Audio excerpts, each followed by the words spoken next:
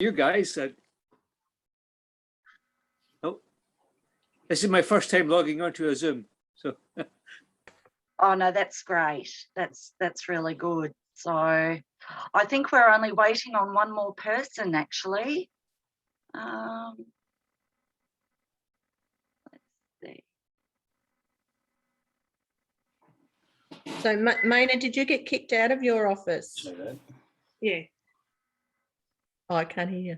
You're muted, Maina.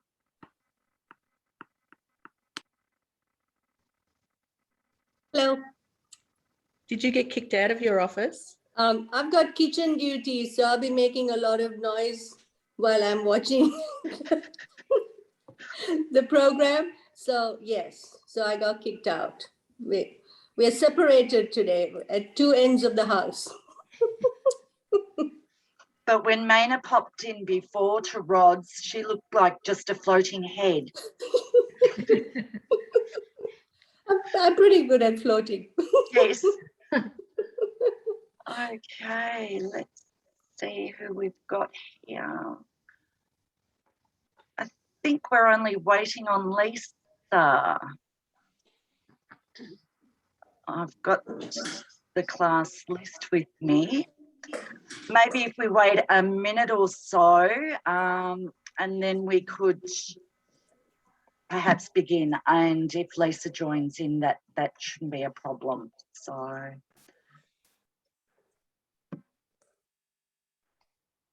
And Marie, Nellie helped me change my name, so there's not two of you today.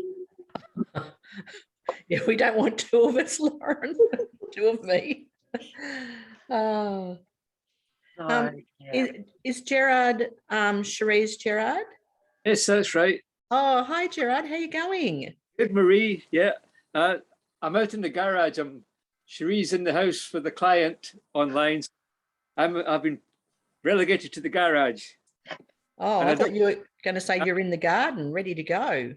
Well, I've been in the garden already. We had a big tree fall over, so that's been mulched, and I was just putting some mulch on the garden.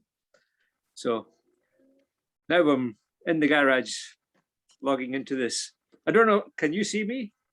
No. No. No, I don't know how to turn on the camera. Not that it matters. We know that you're there, Gerard. So, and thank you for joining us all today. Lovely. Hi, Gerard. Hello. Hi, Maina. How are you? I'm doing well. Thank you. I miss seeing you.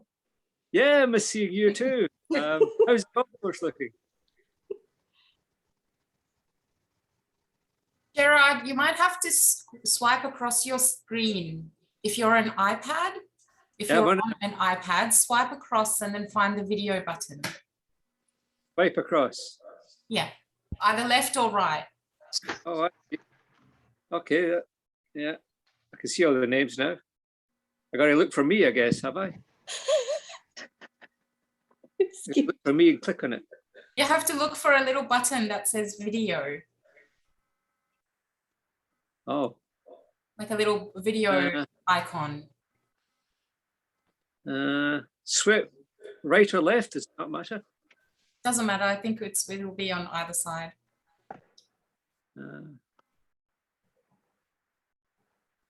No, I can see all the faces and registrations at the bottom, but look, it doesn't matter. It doesn't matter if I'm on. I don't. That's fine.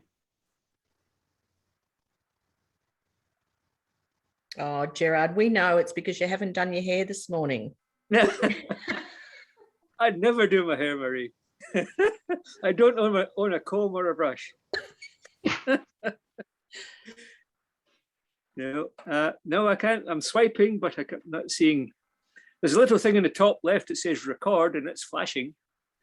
Yes, that's because I'm recording this session, Gerard. Just because I'm not confident of my photo taking skills, so I thought if I recorded the session, we would have evidence that we've had a fun morning this morning. But I'm going to hand over to John now. John is our green companion, and John is going to be giving us our presentation today. So thank you, John. Thank you very much, Lauren.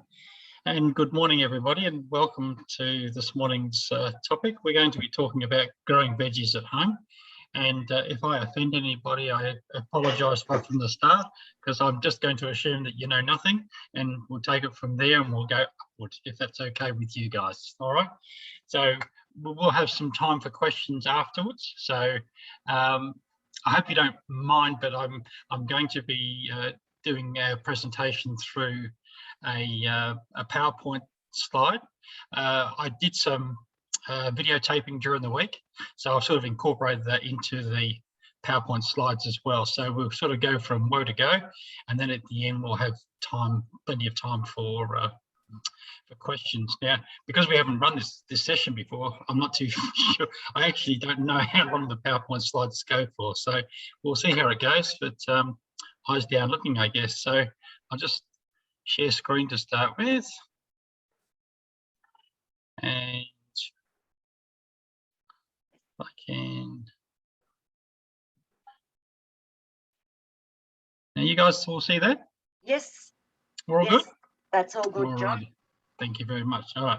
So before we start off, I will also apologise for the audio. We didn't quite get the audio right in the. So it's not your hearing if you can't hear the audio at times. It goes a little bit loud and then it goes a little bit quiet. So that's something I have to work on a little bit. So good morning and welcome to our morning workshop on growing veggies at home. So what we're going to go through today is look at the different types of beds that you can have, because everyone has different circumstances. Some of you may have a unit where you just got a tiny little area out the back, where others of you may have a house still, and you might have a house lot out the back, and you might want to pull out mum's roses and put some vegetables in, because vegetables are more productive than roses. But we can have that discussion later if you like. I talk about how to lay a garden bed, where the best spots are for laying out a garden bed. So always keeping in mind we're thinking about vegetables mostly here, not about growing trees or flowers or whatever like that. But we will talk about growing flowers a little bit. We'll also go through a little bit about soil mixes, because that's really quite an important thing. We need to have different types of soil mixes. We have potting mixes, which we will need for our pots, obviously. But when we're growing seeds, we need a seed growing mix. So we'll talk about that. So what I've done is on my website, Your Green Companion, in the blog section down the bottom of the page, you'll find some resources which you'll be able to download at some stage today. But I'll give you that reminder at the end of the course. We'll talk about seeds and seedlings and the things that you need to look at about growing seeds and seedlings, companion planting, and how to protect your plants from pests, because there's certainly a lot of pests out there that will do your garden in very quickly if you don't protect it. So you have to give your garden a lot of love. So it's just pretty much what I was just saying. All right, so we can start with the humble polystyrene box. This was one that I did at a Bunnings workshop, and this is basically a garden, herb garden. So the advantage of having the polystyrene box is that it can be moved around. It can be close to the back door, so that if you're cooking, you go, I need a bit of thyme, or I need a bit of rosemary or something like that. You can nip out the back and just grab yourself quite conveniently a little bit of those herbs, which is really good. Now, the pipe that you see at the side here is what we call a wicking bed. So this polystyrene box is a wicking bed. So that cap comes off the top, you pour water down there, and then out the side, I don't know if you can see, there's a little black knob down there. Can you see my, there we are, just down in here, we've got a little black pipe that comes out. That's the outlet, so that when the water reserve fills up, it'll overflow out there. So we can put a pipe on there and we can run that water off to somewhere where it can also be beneficial. But it'll keep a reservoir of water down the bottom, and that water will slowly work its way up through the soil and keep those roots nice and moist. And the plants are able to take in as much or as little water as what they require. So it's a good good thing for that. The only disadvantage that I would say with this sort of wicking bed is if you try and plant seeds into it, you still need to water from the top, because the top layer isn't soaking wet, which the seeds would probably prefer to be, because they need to take that moisture into initially. So just continue to establish them, and then eventually their roots will get down into the wicking system, and they'll be able to thrive from there. Okay.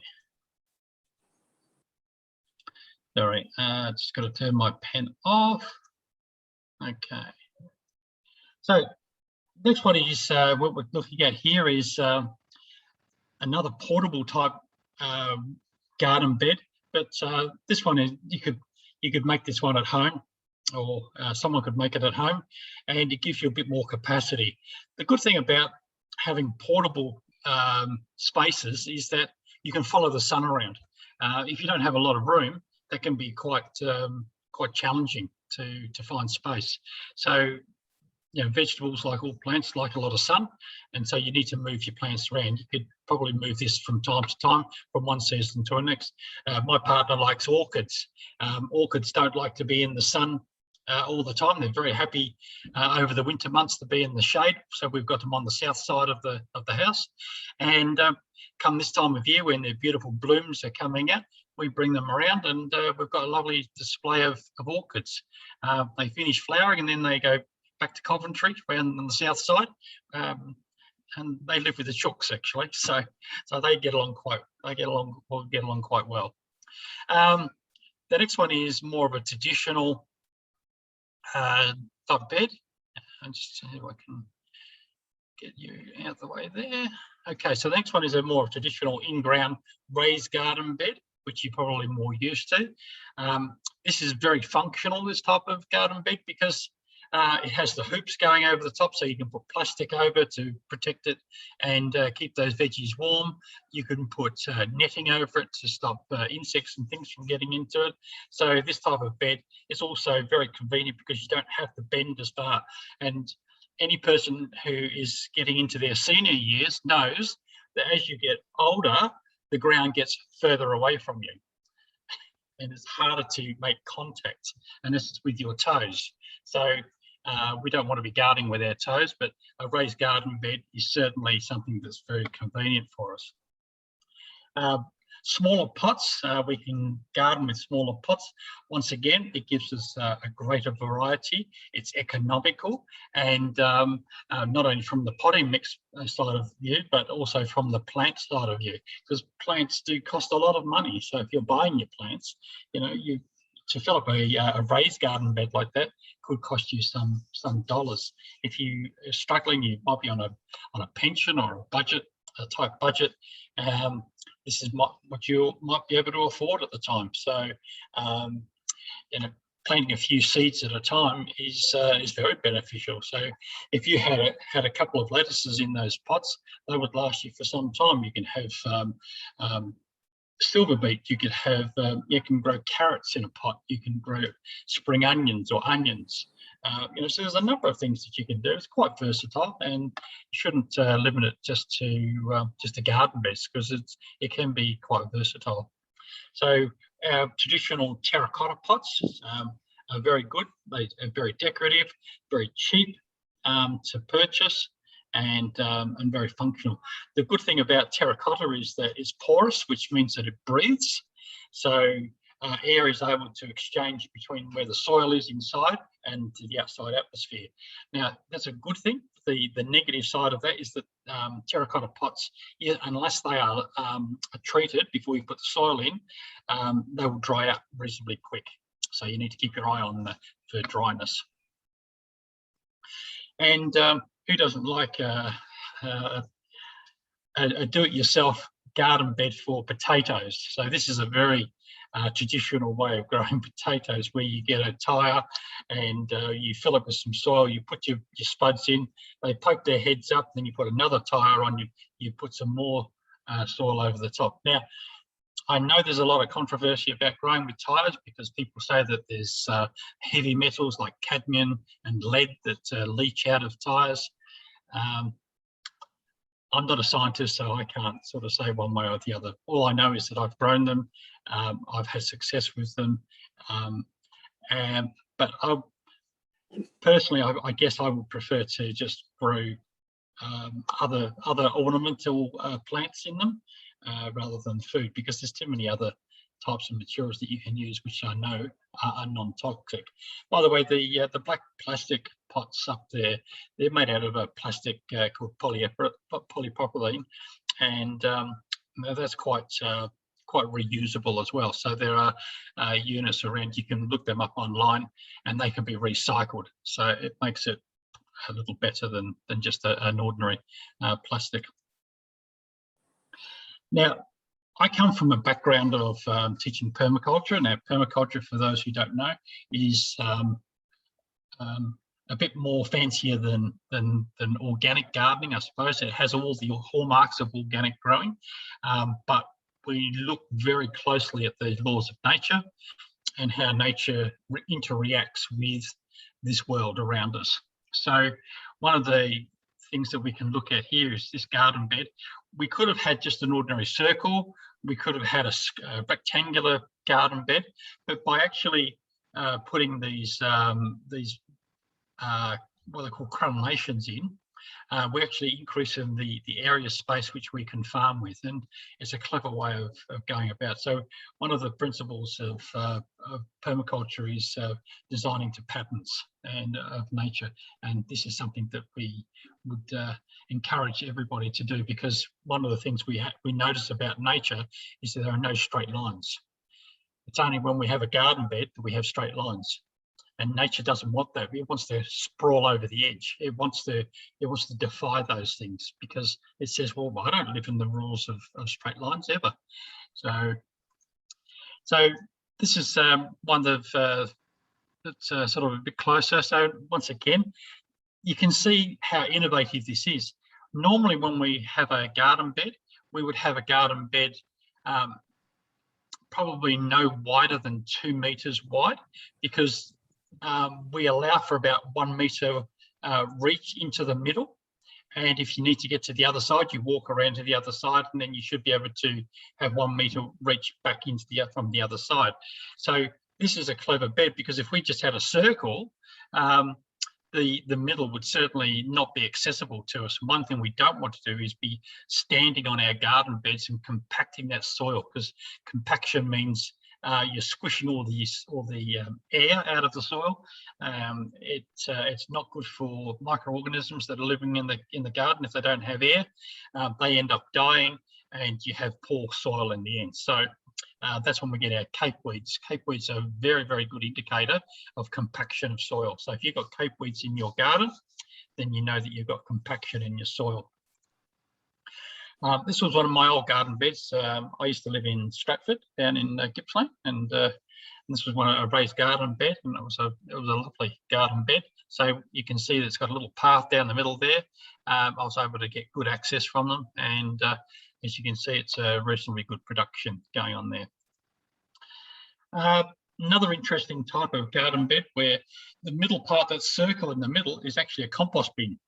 So what you're actually doing is you're feeding your plants, you're getting worms encouraging into the garden, and all the leachate that's going out of the composting is going back into the garden bed and feeding your plants. So pretty clever on the spot sort of thing. So this is a side view of it and how it sort of works. You can make it out of wire, you can bury it down deep, and you can build your garden bed. So there's some really innovative ways of going about doing your gardening, I think, and we just need to give it a little bit more thought, and we can come up with some innovative things. Once again, it's that non-straight line attitude that we've got of trying to increase our space as much as possible, and it just sort of gives you, so that's obviously down lower, and we can certainly grow lots of things in that type of bed. The next thing I just want to talk about now is talk about square foot gardening. But before I do, was there any questions about those gardens or anything that I didn't cover?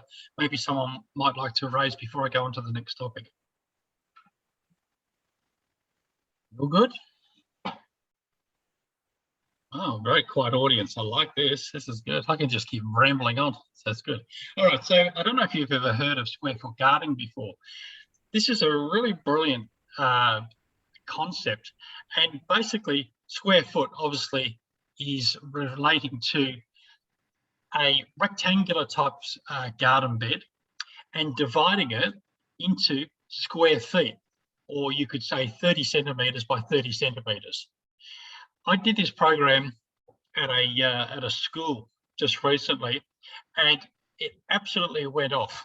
The kids absolutely loved it because all they had was 30 centimetres by 30 centimetres to have to look after, and anybody can look after a 30 centimetre by 30 centimetre square of a piece of land. You can weed it, you can put plants into it, you can grow it, you can really look after it. But then you might think, well, I could also look after maybe 2 of these or 3 of these. And all of a sudden you start to realise that when you divide it up into square feet or 30 centimetre by 30 centimetres, you can actually get a very, very productive type garden.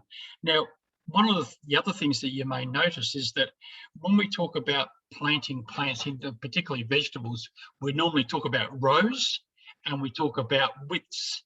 So we normally have a row of vegetables, and then we have a walkway, or we have a gap, and then we have another row, and we have spaces between all of those plants.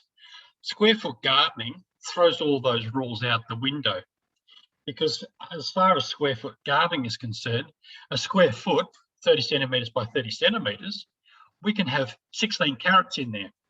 We can have 4 lettuces. We could have 1 broccoli. We could have 9 spring onions. So there are certain rules. And if you're interested in this sort of gardening, I didn't bring a lot of information along, but you can certainly do a Google search for square foot gardening, and you'll come up with a lot of information about it and about the rules of the different types of vegetables and how many vegetables you can grow in each square foot. So you can certainly, as you can see, this one down the bottom here in the left-hand side of your screen, there's a trellis at the back. So you can actually, they've got beans in here, and they're actually going to grow beans up through one of their square foot. So it's not just considered to be, you know, things like lettuces and silver beet and spring onions. You can still grow, if you want to grow a cucumber up a vine, there's no reason why you couldn't do that. The one on the right hand side was a class that I held in Langwarrin Community Centre, where we just divided it. We got some twine, some white twine, and we just divided it up into square feet, and each of the students were allocated a square foot or 2, and we produced so much vegetables out of that bed. It was just amazing, the amount of quantity that we were able to get out of it. So not only is it an innovative idea, but it's highly productive. If you're lucky in space, I would actually highly recommend, because you don't have any walkways here. So any walkways or spaces between rows is wasted soil. Basically, you're not producing in that soil. If you want to have an abundance of vegetables popping out of your garden, something like this might be something that will suit you down to the ground. So when I was saying before about putting out your garden, one of the first things that we need to consider is, where's the sun? Which way is north? So obviously in the southern hemisphere, we consider the northern sun to be where the heat comes from. If you are from the northern hemisphere, you would consider the south aspect. So we need to look at, in our garden, do we have sun or do we have shade? And obviously over the course of the year, as the sun goes in, as we get closer into summer, the sun goes higher into the sky, which means that it's sunnier in our yards for longer periods of time. Not only do we have a longer period of sunlight, but we also have the sun raising up higher into the sky, so we get more sunshine across the backyard. I know that in my yard, because the sun is so low, it doesn't get much above the fence on my property, and so on my side of the fence is all shaded for a lot of part of the day. And these are the things that we need to consider, is that when we're setting out a garden, if we're setting it out this time of year, we've still got a reasonable amount of shade, because the sun is, well, we're coming close to equinox, which is in the middle of September, but we need to sort of get the sun a little bit higher. As after equinox, we start to go from September through to about December, when we've got our longest day, where the sun is at its highest. That's when you're going to have the most sunshine, and for the longest period. So for any growth of vegetables, we need to have at least 4 to 6 hours of sunlight, and they need to be able to photosynthesize and create energy, and from that energy, that's where they get their growth from. They have their cycle, and when they get to their end cycle, putting out a fruit or going into flower. So like a broccoli, for instance, a broccoli is the stage before it goes into flower, and we want to force it into that stage, don't we? Because that's what we're trying to harvest. So we need to really consider how much shade do we have.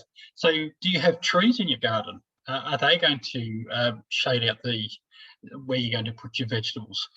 Is it a deciduous tree, or is it an evergreen? Do you have things like vines that are going to grow leaves and cast a lot of shade? So all of these things need to be taken into consideration. So we need to think about, where is the sun, where is the shade? Because also the shady spots is where, and particularly if there's a low spot in our garden, we could also be subject to frost or to colder air masses that sit in the bottom of our gardens. So we need to sort of consider that. If the sun sort of doesn't get into it, then it's not going to warm the air, and that cold patch is going to sustain there for some time. So we need to also think about other things like wind. Are we exposed to the wind?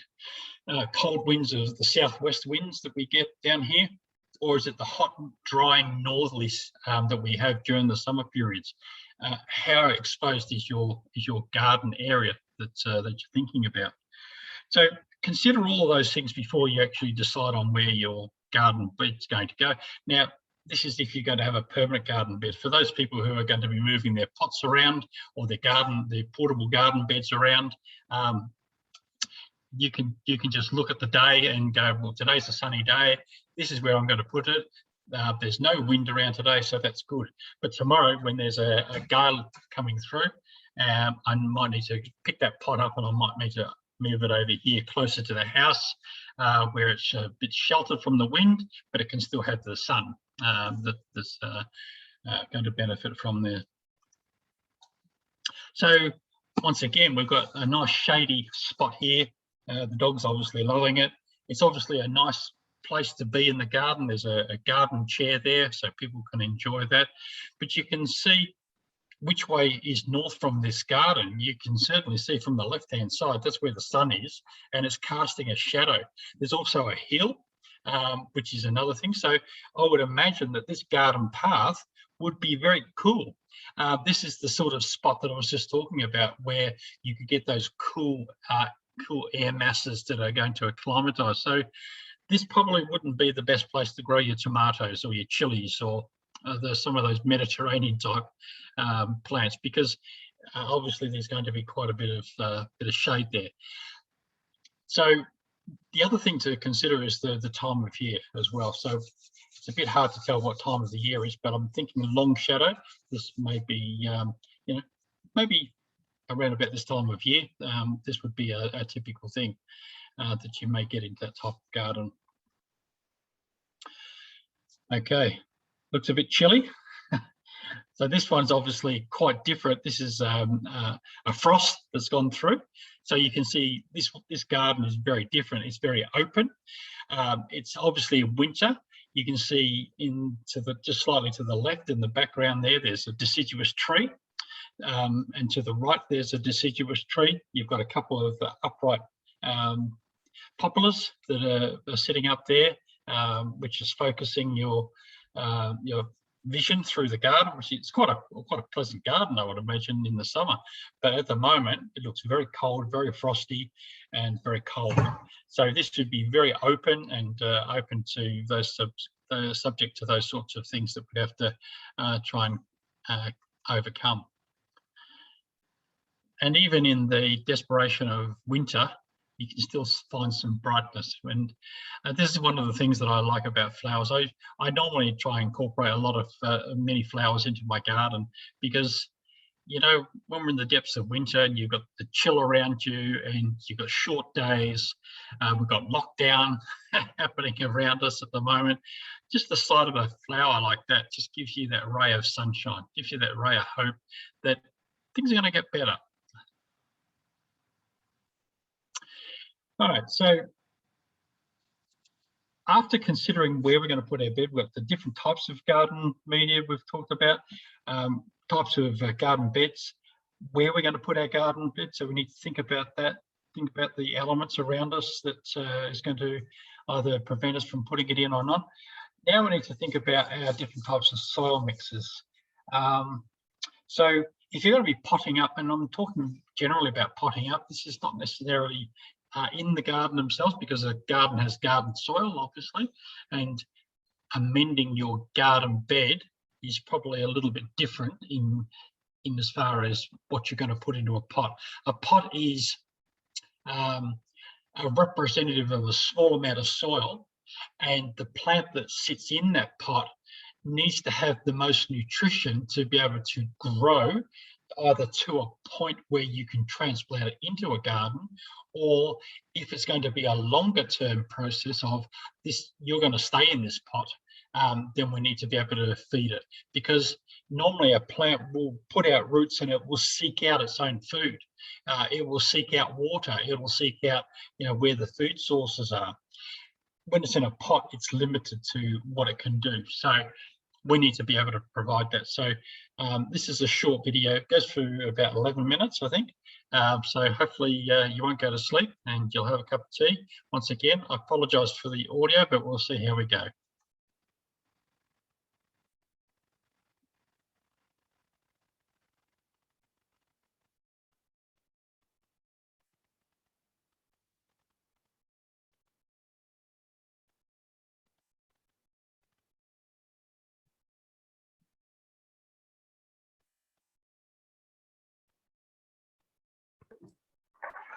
John, I can't hear the video. You might have to share your sound on your computer. Share my sound on the video? Yep. So if you've got the share screen button, I think it's the other options or more options. And then there's a little button or that says share computer sound or share sound. Share sound. Your share screen button. Sorry about that, guys. Let's just take it from the top. Okay, how are we going now? Thank you. Today we're going to be talking about soils and the amendments that go with soils. So the first one that we're going to start talking about is potting mix. Now, everyone looks at potting mix, and you can buy something like this, which is a premium brand, or you can buy something like this, which is currently about $3.95. The reason why it's $3.95 is because it doesn't have any amendments in it.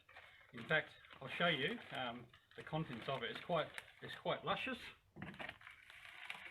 and if I sift it out, you'll just see that what's left behind are large particles of bark, and that's what its main consistence is of. That bark allows it for free drainage, and that's why they can call it a potting mix. It doesn't have any fertilizers mixed in with it or any other amendments that's going to make your plants smile. So our job today is to understand about these things, and I think this is an advantage for us to buy something like a base product like a potting mix. Then we can start adding to it, and we can make our own for our own purposes for the characteristics of the plants that's required. The second one we have here is organic compost. So once again, we've got made out of bark. Once again, if I sift this one out, you'll see that it's quite a rich texture and a lot darker, but there's a lot less larger products in it because the product has composted down. So if I sift that, you can see that there's a few of the large particles in here, but not many left at all. So that's your compost. So that can be added with your potting mix to enhance the texture and the nutrient level. As I said, you can also go to great extent. So $3.95 for the cheap one, or maybe anything up to $18 a bag for a premium. So you can see the scale of economy already. If you buy your own amendments, then you can make them up for yourself. So one of the amendments that we talk about is this one down here, which is the garden fertilizer, the organic garden fertilizer. And these are just a pellet. So these are something that is designed to dissolve over a period of time. You could look at something like chicken manure or something like that, but these are like a pelletized. The thing that I like about these things is that I know that there's no weed seeds, I know there's no foreign articles getting into my soil, so I'm not going to be having other things growing that I didn't want to. The other type of soil that's quite common is seed raising mix. And once again, you can buy the seed raising mix or you could make it yourself. So once again, you can see this is a very fine texture. So this is designed so that you can get seedlings growing their roots through that quite easily. They can push the shoots up through there and they're going to be quite good. You can also do the same here with compost. If I take a handful of that, if I sift that out, the product that I'm left with is what? This very fine textured material.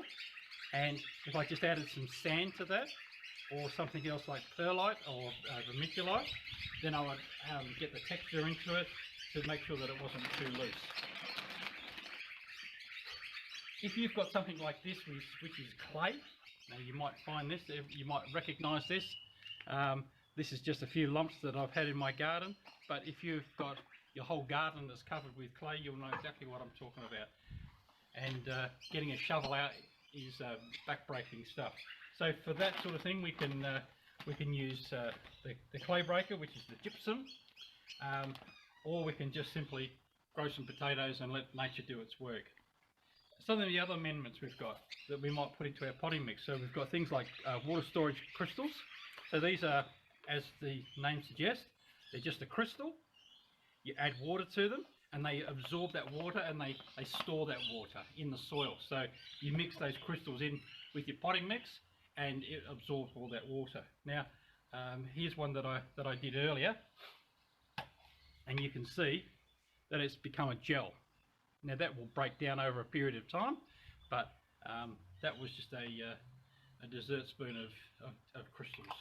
So it does expand and it is quite large. So when we're talking about sand, we're talking about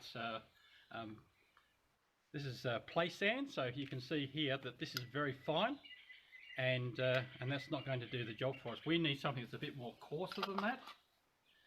So we'll go to something like propagating sand down here. And you can see that's a lot more coarser. So it's going to keep the soil a lot more open and the drainage a lot more freer. So particularly for some of those plants like citrus and other, if you want to put a citrus plant into a pot, make sure that you've got very free draining soil so that the roots don't rot off. So as we were saying before, we can have other things like blood and bone. Blood and bone, an excellent source for nitrogen, so that will give your plants a good boost. Depends what you're growing.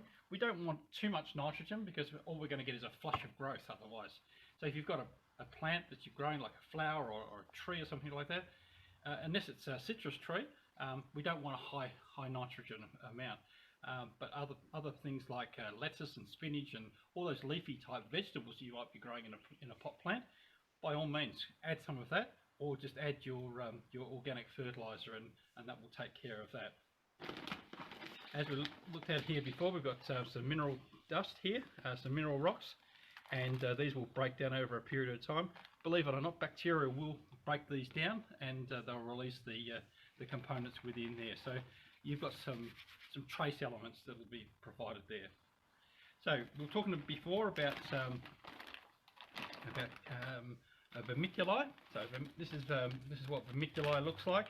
It's a natural product, and it's put into the soils because it wants to absorb water. So if you want another thing that's going to absorb water and keep your plants nice and moist, they will add vermiculite, and you might have seen that in the mix. Professional add that into the potting mix as well. Another common thing that they put in is this thing called perlite. Now, as you can see, this is very soft, it's very fluffy, and it adds texture and opens up the soil for that free drainage again. Now, this does not absorb water, it's just a space filler, and opens up the soil for you. So that's a good thing as well. Once again, a natural product which is available as well. If you're looking for other nutrients, so you can buy things like I buy cow manure. I quite often use cow manure. It's not too high in nitrogen. You've got a lot of fibre in there.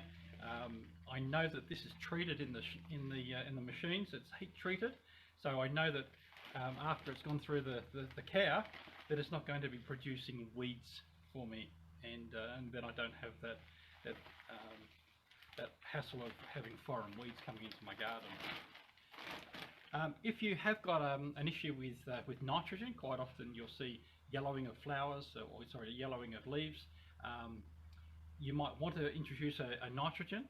So things like I was saying before about nitrogen with citrus. Citrus require 3 times more nitrogen than other plants do. So you may well have a citrus plant that you might want to just add some nitrogen. So this is just a powdered form that we have, and apply that. I would say a handful per square metre would be a wonderful thing. Now, the last thing that I just want to very quickly run over here is a thing called biochar. In the old days, we used to call it charcoal.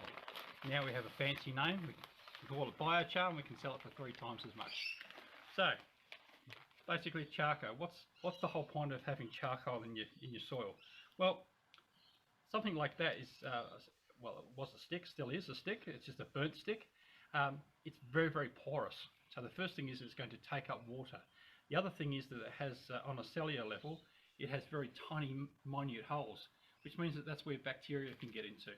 So it means it's going to aid the beneficial bacteria in your soil, because it's got to have water, it's going to have moisture, it's got to have space in between. So this opens up your soil, so it makes it nice free drainage as well.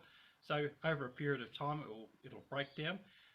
It also has the added advantage of releasing the carbon, so it will release potash as a byproduct as well. So biochar or charcoal can be a good thing to add in. So that's another good thing you can have. So out of all these products, as you can see, they're very cheap. If you buy a few of them, you'll have endless fun of being able to make up your own mix, whether it be a seed raising mix, whether it be a potting mix, or whether it be a general mix just for putting a plant into a hole in your garden. Either way, you've got the products there that are available, and if you buy these products, then you'll find that you'll also be able to be a lot more versatile within your garden. Just the last thing that I would like to mention is this thing called coir. So this is the husk off of a coconut, and coir is a totally organic product. You get it in a brick, and buy it in a brick. It's dry, and then you add water to it, and it multiplies several times. And as you can see, it's a product that will retain moisture in your soil. So if you add that to your soil, you'll have nice moist soil, and the plants will be able to be very happy with that. So you've got free drainage soil, you've got additives like coir that's going to retain the soil, or crystals that are going to retain it. So there's no reason why you can't have the ideal potting mix for your garden. Thank you.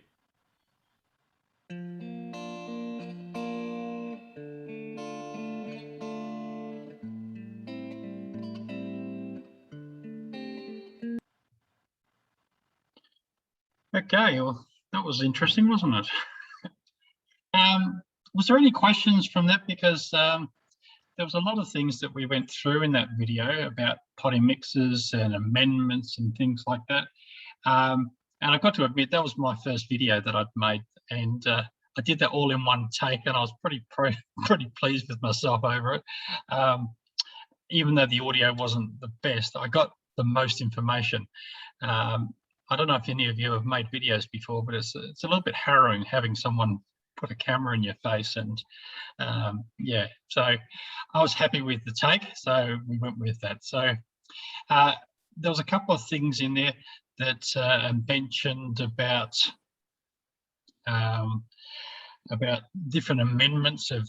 So what I was sort of I think the point that I didn't quite get across was that when we have amendments, we start with a base of potting mix, and we can build from that. You can use that as a mix to put into your garden if you want to, or we could make up a premium potting mix from using that base potting mix, that cheap potting mix, and we can adapt it to the plant that we're going to be putting in. So, for instance, if you want something like succulents in your garden, you don't want clay type soil. You don't want soil that's going to be retaining water.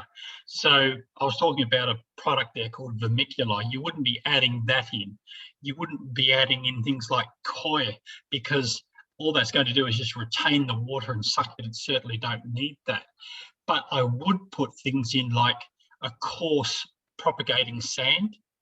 I might put in the perlite, which is the white beads, and actually looks like polystyrene, but it's not. It's a natural product. It's quite amazing, really.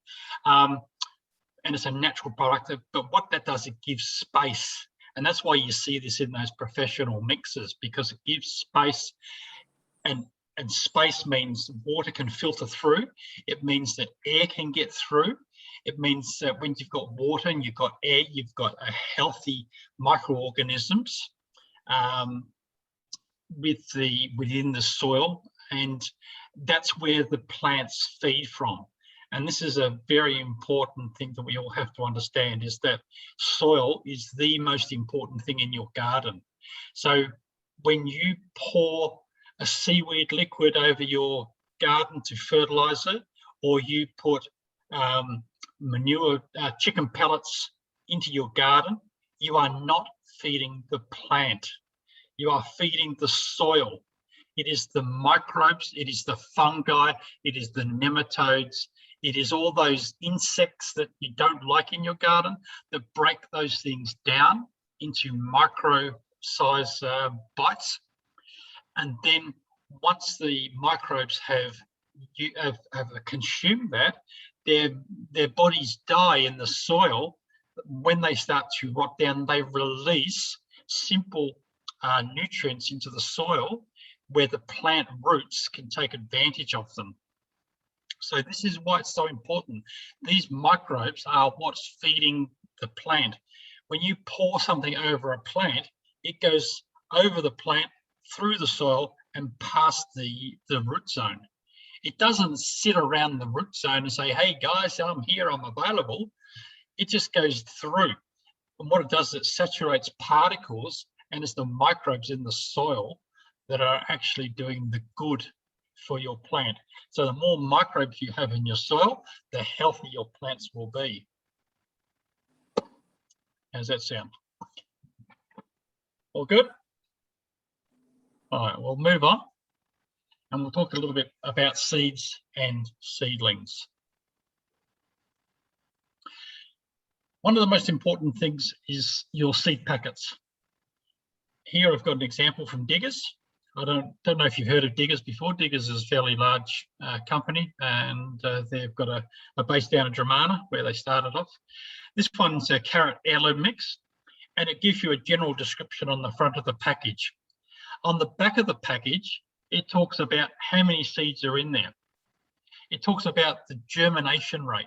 So this one is 75%. So if you put 12 seeds of carrot in, you could expect to get at least 9 that will come up.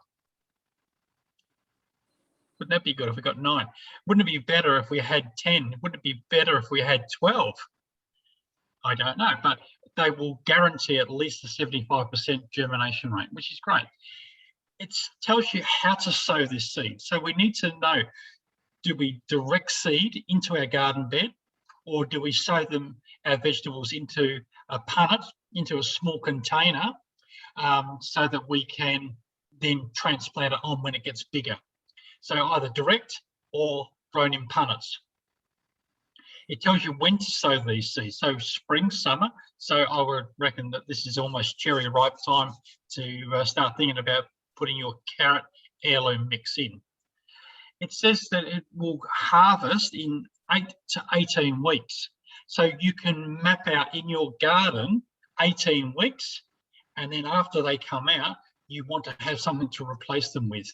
So I would say that probably 12 weeks after you put your carrots in, you should be planting some more seeds, either in a punnet or in another area, so that you can transplant into this area when you've got vacancy in your garden. So you've got a constant production of plants at all times. It tells you how much water it requires. So out of 5 drips, this one has 3. It tells you the position is sun. It says it will get to a height of 25 centimetres. 25 centimetres is an important measurement to know, because I want to know, particularly with the sun and the shading of how much shade we're going to be having. If I put this to the front of my garden bed on a northerly aspect, it's going to cast a shadow. Now, if I'm trying to grow something smaller, like I don't know, say a lettuce or a spinach or something else, the carrots are going to shade out that area, which they would probably like. It would be better for us to know the height so that we can put our spinach and we can put our lettuces towards the edge of the bed on the northern side, and then put the carrots behind it. Okay, so we can work out the positioning of our seedlings. It says the spacing is 10 centimetres. So once again, we're talking about how much height we've got and then how much space between each plant. Now, I don't know if you've ever grown carrots before, but they're a minute seed, and it's a very difficult thing to sort of to get one seed here, measure 10 centimetres, one seed there, measure 10 centimetres. It just doesn't happen. So what we do is we put some into our palm of our hand and we pinch it like salt. So a pinch of salt, and then we sprinkle along the row that we make. Okay, so when you're thinking about planting your seeds, particularly in your garden, you would make a furrow. The depth is very important. So we go 1.5 to 2 times the width of the seed. Okay, so you can imagine a pea seed, for instance, which would be maybe the size of your little fingernail. Okay, so that size, you'd want to go down at least 1.5 to 2 times down into the soil. So if you're putting these into pots, you want to have a reasonable deep pot that you can put it down, because out of that pea seed is going to be a shoot and there's going to be roots coming out of it. So we want to be able to cater for both. One is that it's positioned deep enough into the soil. The other is that once the roots start coming out, that they're not just going to come straight out of the bottom of the pot. So we need to make sure we've got an adequate sized pot for that sort of thing as well. All right. So when you're growing from seeds, it's very important that we make sure that we give it enough time and enough water to be able to germinate and to come to fruition. So once again, as I was saying, carrots is something that you would only put direct into your garden bed, because and I just don't understand, you know, at hardware stores, you go to the green hardware store, and you'll see carrots being offered in the vegetable section. Now, I know for a fact that if you buy those, a lot of those will fail, because they just don't like having their roots fiddled with, because that's the part that we want to grow and we want to nurture. I know that it's not going to be a productive way of going about it. You're much better off to put them into a seed, into your garden bed, and as they start popping up, you thin them out to 10 centimetres, okay? And there's nothing more nutritious and there's nothing more fun than pulling tiny little carrots out of your garden bed and snacking on them in the garden. You know, that's the best way to get rid of them. The green is edible, and the tiny little root that you get is edible. If you've got kids, you've just better watch out, because this is better than having lollies in your pantry. I can tell you now. They'll positively get out there. They'll take all of your cherry tomatoes, they'll take all of your strawberries, and they'll pinch every single one of your carrots. I can absolutely guarantee it. So they're very, very big favourites in the garden. So we're talking about seeds and the different types of size of seeds. So these ones down here, these are lettuce seeds. So lettuce, for instance, is something that because it's so tiny, we don't actually plant lettuce. In nature, a lettuce will form a stem, it'll grow a flower, and seed will come from that flower head. The seed will just drop onto the ground. It is sufficient for it to be on top of the surface for it to grow another lettuce as time goes by. So if we're planting lettuce into a punnet, which we can do, because we can transplant these quite successfully, I would 3/4 fill my punnet, firm the soil down a little bit, not too much because I don't want to squish all the air out of it. And then I would just sprinkle some of these lettuce seeds over the top. I would get some fine seed mix and I would just sprinkle that over the top. Once again, a light just firming down over the top, and then a light water. Now you can use a spray bottle, or if you've got an old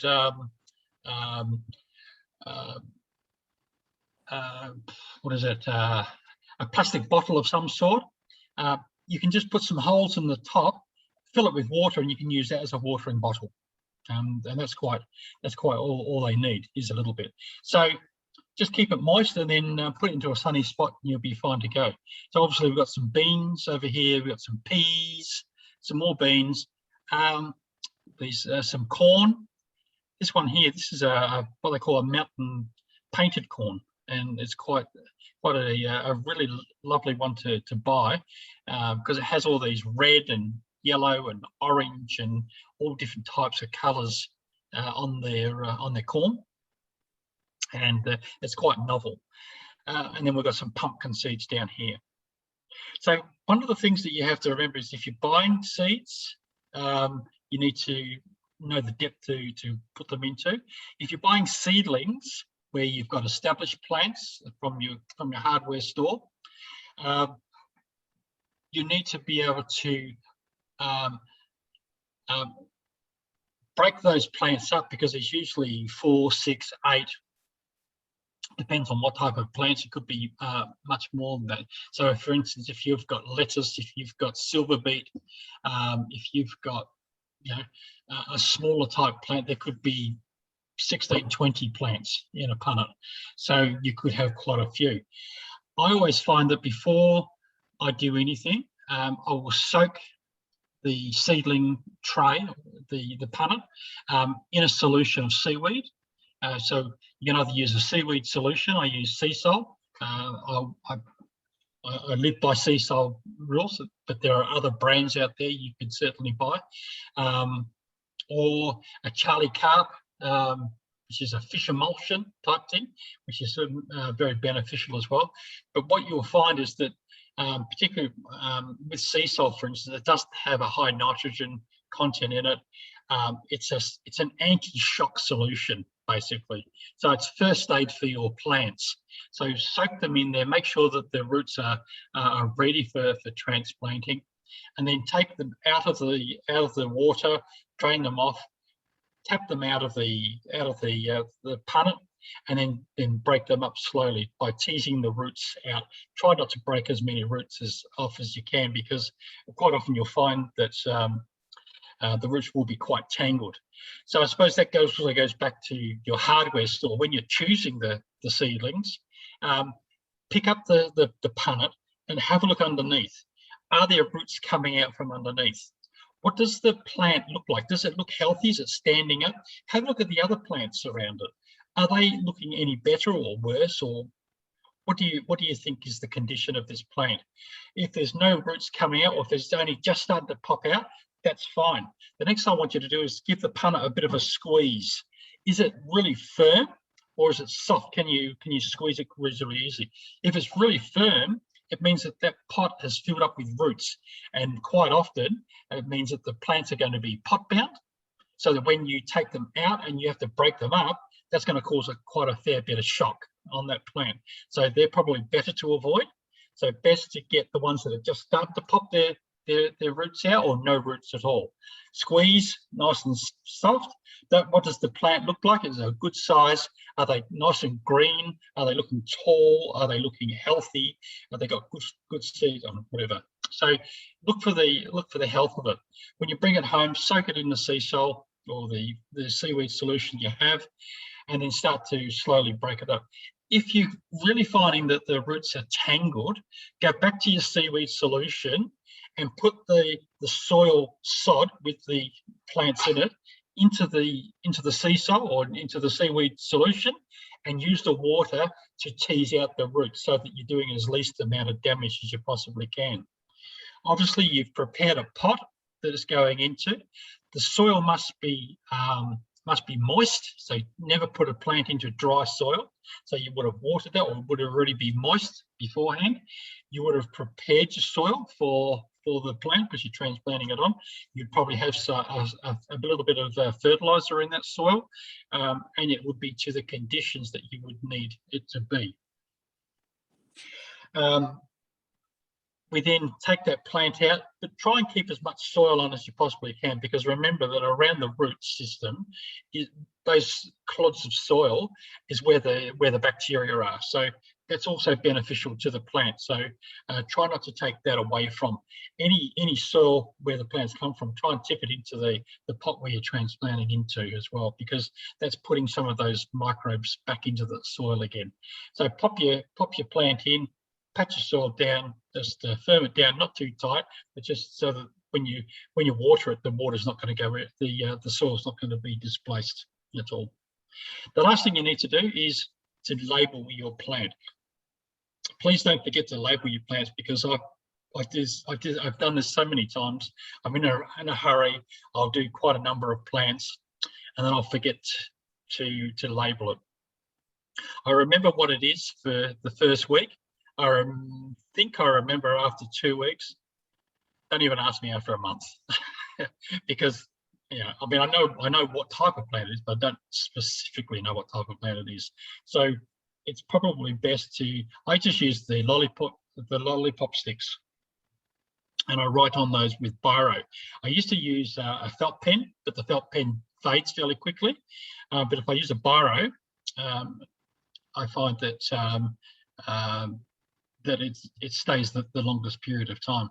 And the lollipop sticks can just be thrown in the compost after you finish with it, and can be composted down. So it's a nice natural product. The next one down, the white labels here, you can buy those in hardware stores. Look, now they are okay. They have a reasonable function. You can see there's a little bit of a lip here. You can actually clip something into there. You don't have to actually write on. Excuse me. You can actually put a label, a larger label. You might laminate a label or something like. You can use that to stick it inside of the label itself. But what I find with these white plastic labels is that they go brittle in the sun, and once they're broken, then they're just plastic rubbish. So it's something I try and avoid. The one down underneath there is a piece of aluminium. These are labels that you can actually buy. I mean, you can make these if you want to. You just get next time you've got a soft drink in the house, just cut the can open and just cut up some little strips. Stick a hole in it. The wire is actually a bit of copper wire, which is from electrical wire. So you can just get a strand of electrical wire, strip it all down, take all the plastic coating off it, send it out to recycle, and then you're left with all these copper strands. And just cut off, I don't know, what is it? So about 15 centimetre lengths, and you can use that. Now the aluminium, the reason why the aluminium's good is because it's indelible, which means that when I write on it with a pen, it indents it into the aluminium, and it doesn't matter what the weather conditions, that indentation will never go away. So I've always got it. So I don't know if you can read that on there. It says Fuji, and I label all of my fruit trees with these types of labels, so I know exactly what I've got. Because what I also do is I graft onto my trees, so I'll have different types of grafts over one fruit tree, and I need to know which ones are where, so that when I do my pruning, I don't prune off my new grafts. So labeling is a very important thing to do as well. So this is my current crop that I've got growing, and this is in my garage. I cover it up at night, so these are my summer crops that are coming on. I've got pumpkin, I've got zucchini, I've got tomatoes, I've got corn, I've got capsicums, I've got chilies, and cucumber as well, and a few of the Woolworths seedlings in there, which aren't proving to be particularly successful. Out of a success rate, I think we've got about 45% success rate at the moment, which is not particularly good. What you can see underneath here is there's heat mats. So these heat mats are quite good. They're keeping the trays at a constant temperature. So one of the things that you need to remember is you're going to grow things at this time of year, it's still a little bit cool. Our average temperature of our soil would be probably somewhere between 10 and 12 degrees. And that's not warm enough to grow a lot of these summer type plants.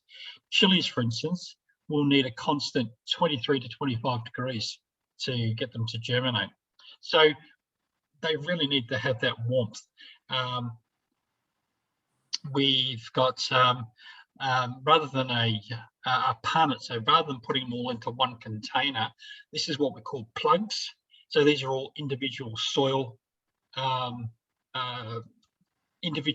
for those individual plants. So when we pull those plants out, it'll come out as one plug rather than having to tease roots out. So that's a big advantage of being able to take a plug out, making a hole in my bigger pot, just popping that plug into the new pot, and it can just grow on from there rather than having to tease its roots and disturb its roots too much. So that's actually one of my jobs over this weekend, is because the pumpkin and the zucchini that we're growing is what we call a trombosino. I don't know if you've ever seen it, but the trombosino grows to about 1 metre in length. It's quite a large one. So I'm growing a lot of vertical plants this year as an experiment. To the right, you'll see what I was talking about before. So I've just got an ordinary bottle. It's got a water top head on it, which I purchased from Diggers. But you can just use the ordinary lid and just punch a few small holes in through the lid, and you could use that as a watering bottle, which is just as good. Then I've got the spray bottle for the finer soil, for the finer seeds, which just need to be moistened over the top, because I know that my seeds are just underneath the surface, so I don't really need to give them too much water. So you can see the brown color in the water bottle. That's because I've got a very light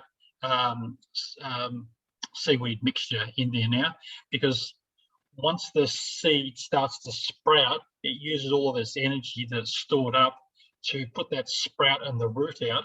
Once it starts to get the root out, then it starts to deplete with energy, and it needs that nutrient into the soil. So I need to build that nutrient so that the plant can feed from the soil. So I added a little bit of seaweed mixture. So at night, I put what we call the grow lights on. The grow lights are giving the correct amount of sunlight, because we don't have long days at the moment. I mean, our days are still, you know, less than 10 hours of sunlight, and these plants need quite a considerable amount of light. So this is a blue-red light on the spectrum, and so they're able to produce what they're photosynthesizing from these grow lights. So we've got the heat mats underneath, we've got the grow lights going over the top. So this is really pumping them along. To the left, you can see there's a lid that has come off of the propagation kit, and at night we tuck them into bed and we put the lid. You can see there's a lid on here, and this lid here goes onto this bed here. So we're able to keep it a little bit warmer at night and conserve some of that heat that comes from the grow beds at night. So there's some of the broccoli that we've got. These are a sprouting type broccoli, so they're coming up quite nicely. The other thing about seeds and seedlings as well is that what we've got at the moment is on the broccoli, these are the first leaves. Now, if anybody looked at this, they'll have a close look and they go, that doesn't look like a broccoli. Broccolis don't have leaves like that. Well, these are the first leaves that come out from a seed, and the first leaves are never true, what we call true leaves. So this is what we call a cotyledon, and it's just the energy that's stored inside the seed. The DNA says, put a sprout up and then put out some leaves. Basically, the leaves are the solar panels. The solar panels produce the photosynthesis, which produces the energy, which produces the growth. And I don't know if you can see, but there's a little bud in the middle of these two leaves here. There's a bud over this one. It's a little bit hard to see, but that's the beginning of the first true leaf. So I will know when to transplant these on when we get the 1 to 4 true leaves on the seedlings. Then I know that they're ready to pot on. Okay, unless they run out of room in the pot and they need to be transplanted earlier, but I prefer to wait till they get their true leaves before I transplant them on. Now that transplanting on may be into the garden, or it may be into another larger pot. The other thing that I need to think about with these seedlings, because I've artificially created these, these shouldn't be growing. If I had these in my garden, none of this would be growing. It's only because I've got the heat mats, it's only because I've got the grow lights on there that they're doing what they're doing. I've artificially created these. So what I have to remember is that I have to harden these plants off. So when they've got their true leaves, they've got maybe 1 to 4 sets of true leaves. They're a large enough size to be able to go into the garden now. I need to put them out into the outside elements. One of the things that the outside elements does is with the wind, it will blow the plant from side to side. That is beneficial because what it does is it tells the plant, it stimulates the plant into growing thicker stems.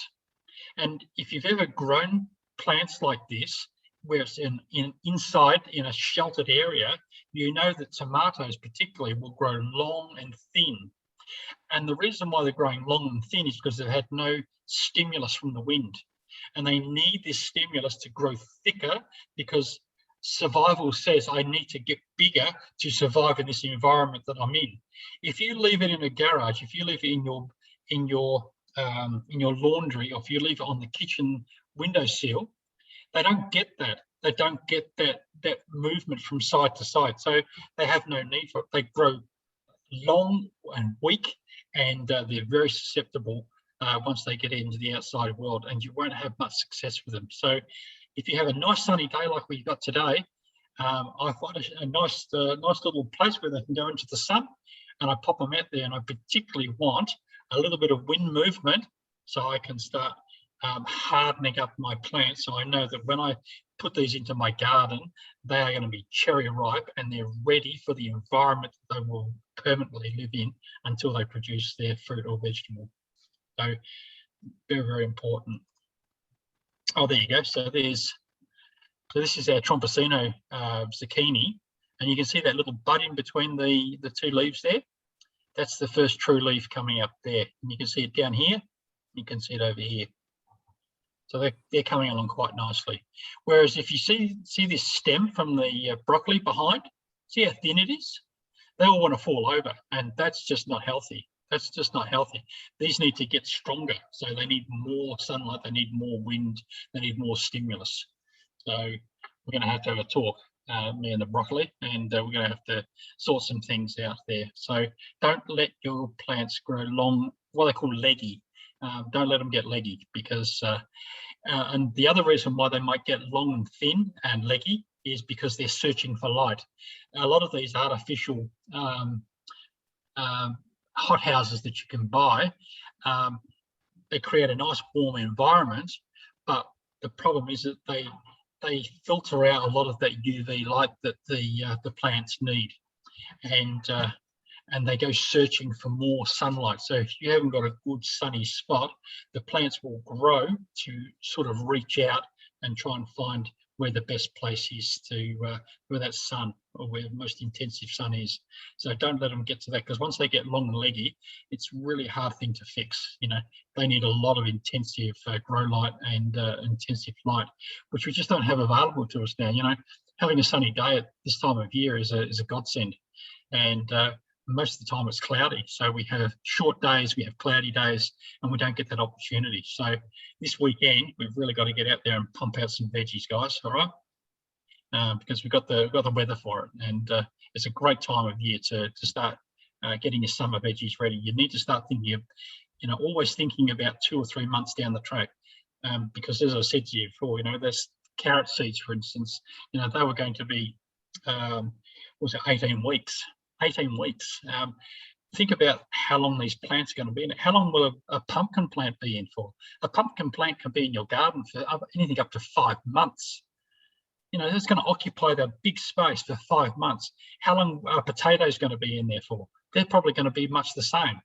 You know, everyone likes to grow garlic or onions. Garlic and onions, they take 4 months.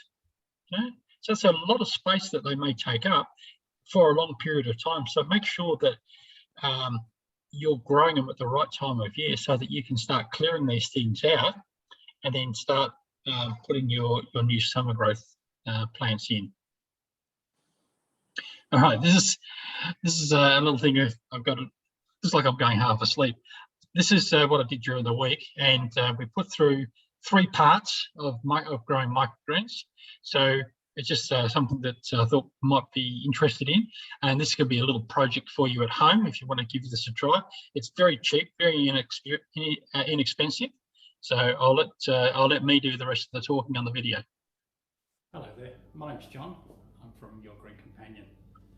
Today what we're going to look at is microgreens, growing your own microgreens in your own house. So what is microgreens? Well, microgreens is basically just a grain of any sort. I've been to my kitchen cupboards. We had some wheat, which we're going to grow for our chickens. We've got some peas, some dried peas. We have some dried beans. Any of these are a white bean you could use. We've got some quinoa. We've also got some chickpeas. You could go out and buy yourself. We've got some sprouting radish here, but you can use any type of seed as a microgreen. And what a microgreen is eating the top green part as opposed to a sprout, which is the seed and the green shoot that comes from it as well. So how do we go about doing this? Well, what we need is a container to start with. And this is one that I made previously, and we'll go through how to make that a little bit later. What I've done is I've got 2 ordinary takeaway type trays, plastic trays, and I've burnt some small holes in the bottom. And they're very small because some of these seeds are very small. If you make the holes too big, the seed will go straight through. So the first thing is that we need to have drainage, and we can use something as simple as the white kitchen towel, paper toweling, which will be able to absorb the water and it'll also stop your seeds from going through any of those holes, because some of the seeds, as I said, are very, very small and they can just go down. We also have another container here, a second container, which we use to capture the water. Okay, so all we need to do is just soak our seed in some water, and then we put them onto our paper toweling, allow them to sit there in a sunny spot where they can be nice and warm, find a sunny windowsill, and just wait a few days. Within a few days you'll start getting some sprouts. Now each day what you need to do is you need to take out your inner tray and flush it with clean water to clean the sprouts off, and you'll start to see some shoots, you'll start to see some roots. After you've washed it, put it back in again, put it back into the sunny spot again. And before you know it, you'll end up having some nice green shoots, which I've prepared a bit earlier, and I will show you them now. Okay, so we're sprouting some wheat into our tray with the paper toweling into it. We're just going to sprinkle a few of these in. We're going to wet them down, and then within the week you'll find that you'll have some green shoots coming up. Now about a week ago we prepared some others here, and as you can see these are quite nicely developing. You might be able to see there's a little bit of water in the bottom tray where it's coming through, but if you could have a close look you could see that there's a good root system, and also it's nice green tops. So these are quite nutritious at the moment, and they're taking all that nutrition from the wheat seed itself. Now these ones here, these are about 2 weeks old, and they're obviously quite high. You can also see in here that these might have started to peak and get a little bit beyond their quality of capacity, because you can start seeing some yellowing, which means that they're running out of nutrient, and so therefore they're not able to put as much nutrient in as much what these seeds have. So if you are going to keep them, if you are going to grow them taller, you will need to feed them a seaweed solution or some sort of liquid feed, so that you can keep them nice and green, or else they'll run out and they'll start to yellow off.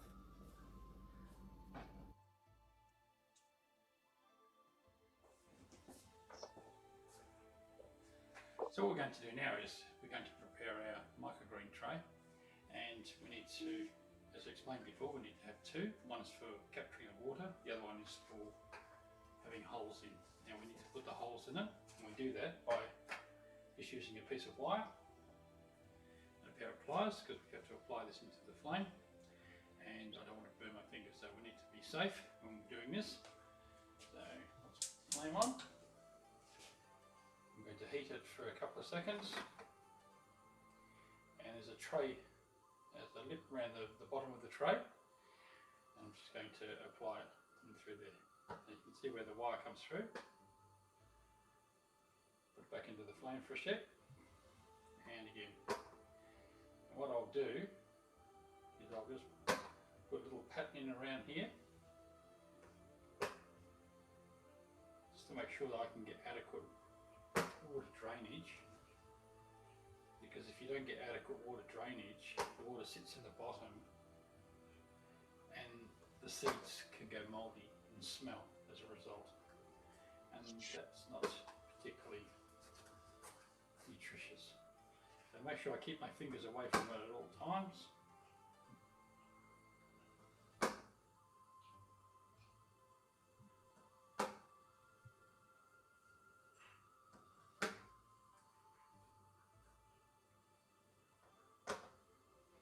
Quite a therapy in doing this.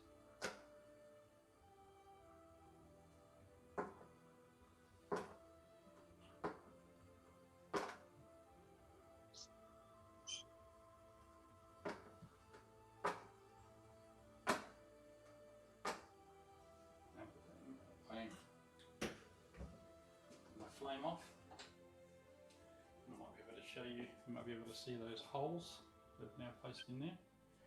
So the seed can now go into there with the paper toweling over the top. And that's our water tray matches it. So place your seeds in, sunny spot, within a week you should have some seeds. Okay, guys, so I'll just hold the video for a sec, just so you can have a look at what we've got. So you need one plastic tray with holes, one plastic tray to capture the water in, some paper toweling. Now, paper toweling is optional. If you've got things like pea seeds, they're not going to go through the hole, so you don't need the paper towel, but it's only if you've got small seeds. So we use some radish seeds, for instance, and the radish seed went straight through. So once again, just have a look at the size of the seeds and the size of your holes. If you think you need some paper towel, put the paper towel down. It keeps the seeds moist and it stops them from going through the holes. Any edible seed to sprout, remember that what we're doing is a microgreen. The difference between a sprout and a microgreen is that a sprout, you just pull the whole lot out and you eat it. You eat the seed, you eat the green. With a microgreen, you grow the tops. That's where the nutrition is, and then you cut them off and you leave the seeds and you compost the seeds. All right, but you can use any type of edible seed, any type of green that you might get. So examples here: peas, beans, broccoli, lettuce, mustard, basil or radish. There's a whole combination of different types of seeds. This can become a real fun thing to do, particularly coming into the summer months where we're going to eat a lot more salads. So you can introduce microgreens as part of your inside gardening as much as your outside gardening, and you can add to your lettuces and your cucumbers and your tomatoes over the summer period. So this is a really fun thing to do, particularly with the kids in lockdown. You can do this with the kids. Make sure that they give the seedlings water every day, and drain that water out, and then put it back into the water seed, the water tray, to make sure that you haven't got a mess going over the floor. So that's pretty much it. So Marie, do you want to? Sorry, Lauren, do you want to have a break, or do you want me to keep going?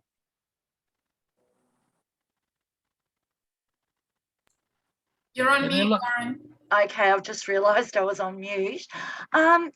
If we want to take just a quick 5-minute break, if anyone needs to stretch their legs or visit the ladies or men's room.